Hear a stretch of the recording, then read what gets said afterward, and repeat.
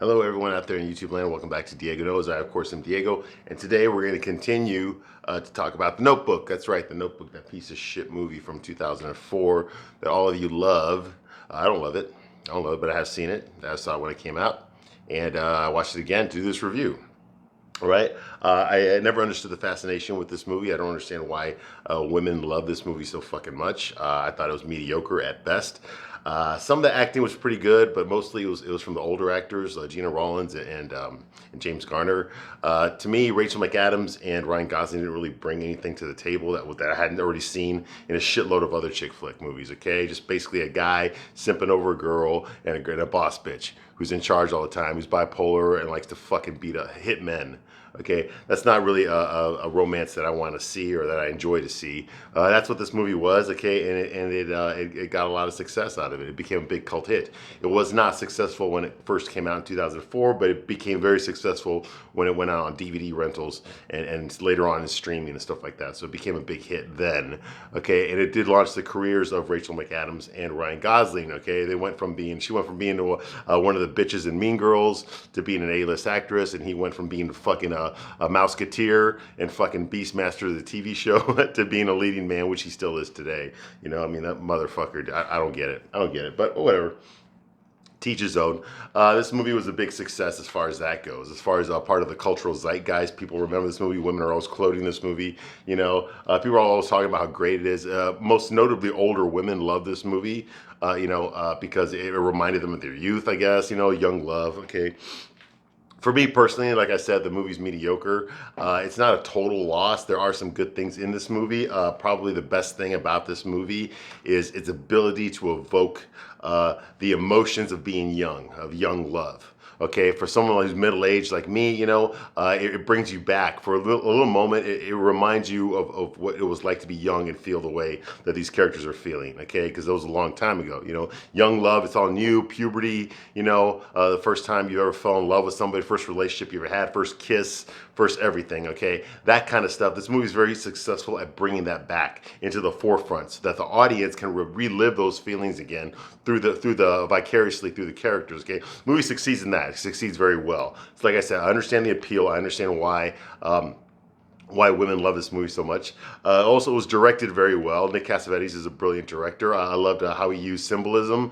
I loved how he used like the birds and stuff to reference things in the movie. Obviously, North Carolina. I used to live in North Carolina. I was stationed there when I was in the military, and I know what North Carolina is like. And they captured the beauty of it, the swamps, you know, the forests, the trees, you know, just the whole atmosphere of North Carolina. They got that pretty well. Although I would never fucking want to move back there. Okay, there's fucking hurricanes there every fucking year. I would never want to go back there. But as far as that goes, you know, he captured the mood very well. The coloring, all that stuff was top notch. Okay, and like I said, he even cast his mom in the movie. Okay, Gina Rollins is Nick Cassavetes' mom. He put her as the lead, as the older version of Allie Hamilton. Okay. And of course, the legendary James Garner as the older version of Noah Calhoun. All right. So where I left off last time, okay, is the couple had decided to break up because he's a poor boy, she's a rich girl. So she went off and did her own thing. She went on with her life. She went to college. World War II broke out, so she became a volunteer nurse, and she met a guy there who was in a body cast. He was injured, but once he got better, he went over to her university and waited for her to walk by him so that he could fucking ask her out again. He asked her out when he was on the fucking in the hospital. Okay, and she said yes. Okay, so everyone likes him. You know, her parents love him. Unlike Noah, her rich, fucking snooty, fucking Southern racist parents did not like Noah. They thought he was trash, trash, trash. Okay, that's what her mom said. That's what her mom said. Okay, but they like this guy. His name is Lon Hammond. Okay, played by James Marsden. You all know who he is. Okay, he's fucking Prince Edward in the fucking Enchanted movies. He was like, for me, he was Cyclops from the X-Men movies. Right now, my son loves him because he's the dad on the Sonic movies right now, the Sonic the Hedgehog movies. He's in there. So he's done a lot. He's done a lot of shit, okay? Especially in the 90s, he did a lot of shit. Disturbing Behavior, you probably remember that one. But he usually plays guys that get cucked for some reason, okay? He plays guys that get cheated on.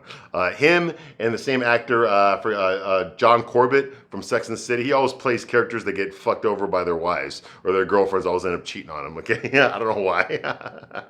I guess he's just got that face, you know, just cheat on me face, okay?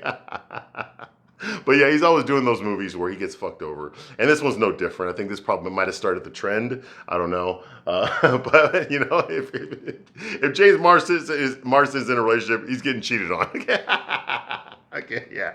That's his claim to fame. That's why he never became A-list. But anyway, so that's going on here. He's super wealthy, super handsome, super charming. He's got dad jokes, super everything, with his square jaw and his fucking expensive clothes, and he's got this fucking 1939 red convertible Packard, which was a super luxury vehicle back in the day. It's worth even more now. Okay, and so he's basically he checks off all the boxes that Allie's parents want her to marry a guy like him. Okay, so he's got everything. He's everything. So his family approves of him. They did not approve of Noah. Meanwhile, Noah, he comes back from World War II. Okay, his best friend, Kip, died over there. Okay, in Bastion during the war. So he comes back and he hooks up with his dad. Okay, so that's going on here. All right, but before that happens, we see a little montage of Allie and Noah. They're doing shit together. They're fucking horseback riding in the fucking beach. There's swing dancing, because that was a thing back in the day. I love swing dancing, by the way. It's fucking awesome. If you haven't done it, do it. It's fun as fuck.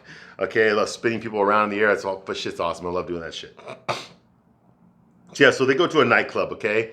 They go to a nightclub there. Lon and Allie are there. And also her parents are there, too. And her parents are dancing. Now, early in the movie, Allie told her mom, when she was yelling at her mom, she told her, you don't know what love is. You never look at Daddy the way I look at Noah. You know what it is. You know what love is.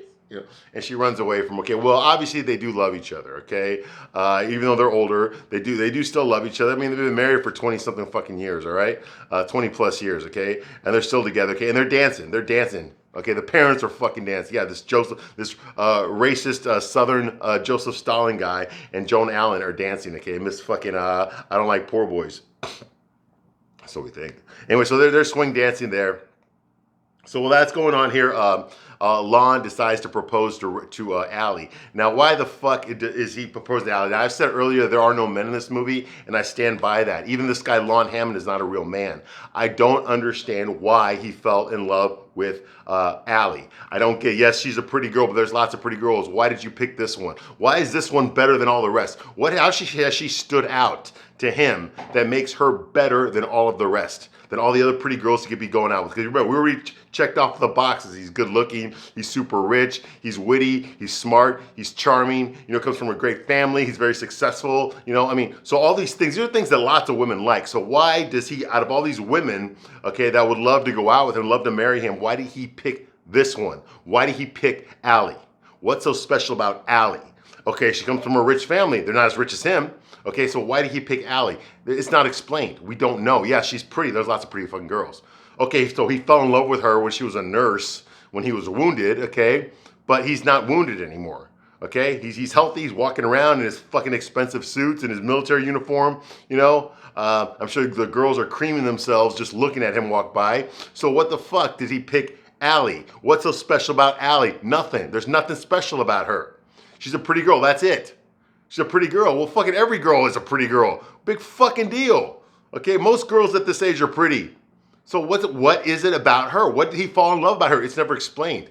We're just supposed to go with it. We have no fucking idea. And she's very dismissive too. That's another thing I didn't understand. Okay, he's supposedly in love with her so much, but yet she treats him, whenever she's around him, she acts very proper and prim. She acts very polite and very stoic, I mean, she laughs at his jokes and shit. She kisses him and stuff like that, but she doesn't reveal any of herself. She doesn't fucking release her inner bitch around. He's never seen her inner bitch. She keeps that away from him, okay? Her acting goofy or shit, like throwing ice cream at her boyfriend like she did with Noah. She would never do that to him, okay? Because she knows that's not something that, men like necessarily. Getting food thrown in their fucking face, getting food thrown at them, okay? So she's very prim, very proper, very melancholy as well. Yeah, she smiles every once in a while and stuff, and she laughs and shit, but she's holding something back, and it's so fucking obvious. And if I was dating this woman, I could totally fucking see that. Where's the fucking personality? Okay, you're just a figure place. You're just a placeholder right now. You're just a woman who's there to be there. Okay, you're not really there. I don't fucking know you. What do you love? What's so special about you? What are you passionate about? Because she's not passionate about anything. We don't know what the fuck it is. She's just responding to his fucking dad jokes, like, yeah, like that. It's like, what the fuck? If I was a man, I could see that. I would see right through that. What the fuck? Who is this woman? I don't fucking know her. I don't know this one. So why the fuck would you want to marry a woman you don't fucking know? You see what I mean? It makes no fucking sense. Okay, this guy is a 0.0001% of the population of straight, single, available men. Okay, why did he pick her? She's most definitely not 0.00001% of the beautiful, single, attractive women that are out there, available women that are out there. She's not. Okay, so what the fuck is it so special about Ali that he would give his whole life and his money and his fidelity, because apparently he doesn't fuck around, for her? What did she do to earn that? Okay, what is it about her that separates her from all the rest, all the other pretty girls? Nothing. Nothing. Now, as far as Noah, I can see that better because around Noah, she's a bitch. She's a bitch because she knows that she can be a bitch around Noah. She knows that because he comes from a lower social standing than she does. So she can get away with it because she already knows he ain't gonna do better than her. Okay? How many rich girls are lining up to date Noah? None. None. A lot of poor girls, but how many rich girls are lining up to give their heart and soul and life to Noah? None. None. She's the only one. So because she knows how valuable she is to Noah, okay, she can get away with fucking slapping him in the face, with calling him names, with throwing food at his fucking face. She can get away with that. Okay? He can see her for what she really is because he's in no social position to judge her. You see what I mean? That's the fucking difference. Okay. Now, normally, if this guy was a real man, if he really did want her, okay, for whatever reason, if he just wanted a nice girl, a girl that he can boss around and tell what to do, who's gonna fucking cook him dinner and stay at home and raise his kids and all that kind of shit, he already knows that that's not fucking Allie. Okay, that's not her. Okay, because she's a little too independent for that. Yeah, she's nice to him and everything like that. Or maybe she sold him on that idea that she would be that woman for him after they get married. Who the fuck knows? But he's in a higher social standing than she is, and she's rich. Okay, so that's saying something. Okay, apparently he owns like a carpet business or some shit. I don't know, fucking know. Noah mentions it later on. But yeah. So that's why. It's all about classism. It's all about social standing, okay? But even with Allie, I can understand her marrying this guy because he checks all the boxes, okay? But she's not herself around him. And there's no reason she shouldn't be. Okay? She should be herself around him. She should treat him exactly the way she treated Noah. Be a bitch to him. Do all these things. Let's see if because that's who she really is. And let's face it, baby. You're not gonna be pretty your whole fucking life. You're gonna get fucking old and look like Gina Rollins pretty soon. Okay? So don't you want to be with someone who likes you no matter what you look like, as opposed to someone who's only gonna stay with you as long as you're pretty and then fucking ditch your ass? Yeah, exactly. This is like 1945, 46 here. So there was no fucking no fault divorce back then. All right, he could have easily gotten rid of her and she would have been left with nothing. Okay, so once again, why him? Why him? We don't know. We don't know. Is it because no other guys will fall in love with her? I doubt that. Maybe not with as much money as him. Okay, but a lot of guys would definitely fall in love with her and want to marry her. I don't get it. I don't get it. Anyway. So that's going on here, okay? Like I said, she's always acting proper around him, okay? No one is really that way all the time. Like I said, no one's always polite and fucking, and courteous like she is all the fucking time, okay? Some of her real personality, some of her faults need to come out, and she doesn't let them out around him, okay?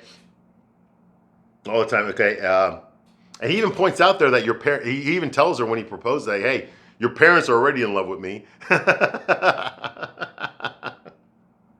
And of course, he did the gentlemanly thing, which, guys, I'm telling you right now, okay, don't do the gentlemanly thing. It's bullshit. It's bullshit. Do the thing that you feel most comfortable with, okay, and have your integrity towards yourself, not to any sort of custom or any sort of fashion or any sort of fucking tradition that you see and think is so fucking important, unless that's really how you feel. If you're that type of guy that really honestly does feel that you do need to ask your girlfriend's permission, her parents' permission to propose to her, then fucking do it. Do it because that's what you want to do. And that's what makes you feel good about your relationship. That's what makes you feel good about how to go about this, okay? Other than that, if you feel that you need to ask your girlfriend's parents for permission because you think it's the right thing to do, then don't fucking do it. Okay, because it's not what you really naturally want to do. Okay, and let me tell you something, it's bullshit. It don't fucking work, all right? Okay, the girls are gonna do whatever the fuck they want to do, whether their fucking daddies agree with it or not. If you can even find a girl with her biological father to ask, okay? So that's going on, okay? Now, I did notice something because this scene takes place in the nightclub there. So they're playing the big band music that like they did from the mid-40s, okay? And I did notice there was a black man that was leading the orchestra, okay? He was leading the orchestra and he was also singing as well, okay? He had a white suit on, okay? Smiling all the time, you know, very animated and shit. He's got the straight hair because back then black people used to fucking burn their hair to make it straight, you know? So he's got that going on here, you know? And I looked at him and I was like, oh, I know who that is. And I looked at the credits, okay, and the guy's name is Oba Babatundi. And he'd been in some other stuff. You remember Black Dynamite? Yeah. Yeah. 2009 Black Dynamite, okay? But that was after this movie, okay? But I noticed him, and then he started singing. And he was singing like Scooty-Voo, Scooty-Voo, Scooty-Voo. You know, he was doing that shit. And I'm like, wait. And now in the credits, they don't name who this band leader is. They just call him band leader. Okay, but I'm looking at this and I knew exactly who this person was. Okay, this actor was playing Cab Calloway, who was a real life band leader back in the day. He was also a singer, you know. Those of you that are old like me, you probably saw a movie. I'm from Chicago, obviously, okay? So you probably saw a movie back in 1980, okay, called The Blues Brothers with Dan Aykroyd and John Belushi before John Belushi passed away, obviously, okay? And one of the characters in there was Cab Calloway. He was a real blues musician. He was a band leader. He was a singer. He was a dancer. He did all this stuff. He was very famous for interacting the audience with his performances. So he would say something and then the audience would have to repeat it, like, hidey, hidey, hidey, hi. And the audience say, hidey, hidey, hidey, hody, hody, ho, hody, hody, ho. He'd do that, okay? And then, but he could do it really fast, okay? So he'd be like, scooty voo, scooty voo, scooty voo, voo. And then the audience had to repeat it, and he's like, and the audience couldn't say that, so they're like, so it was funny, okay? He's a very entertaining guy. It was Cab Calloway, okay? And this band leader is obviously Cab Calloway.